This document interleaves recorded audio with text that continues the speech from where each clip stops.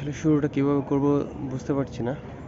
দেশে একটা left centre secular রাজনৈতিক দলের হঠাৎ এরকম পতনের কারণে মানে একটা দেশে বড় একটা রাজনৈতিক শূন্যতা তৈরি হয়েছে। আহ, বাংলাদেশ আওয়ামী লীগ এবং 14 দলের এই পতনের ফলে দেশে উগ্রবাদ, ধর্মীয় উগ্রবাদ হঠাৎ করে বেড়ে যাওয়ার সম্ভাবনা তৈরি হয়েছে। এবং রাজনৈতিক দল হিসেবে আওয়ামী লীগ ক্ষমতায় থাকার পরও এই ব্যর্থতা আসলে মেনে নেওয়া যায় না, কারণ তাদের গোয়েন্দা সংস্থা সব প্রশাসনে সব কিছু হাতে থাকার পরেও তারা আসলে এই বিষয়টা আগে থেকে আন্দাজ করতে পারেনি। আওয়ামী লীগের অনেক সিনিয়র নেতা এর আগে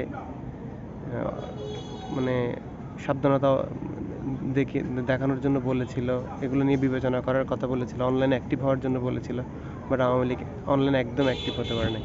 সামনের দিনগুলোতে হয়তো চেষ্টা করব তথ্যভিত্তিক কিছু ভিডিও নিয়ে সামনে আসার। সবাইকে ধন্যবাদ।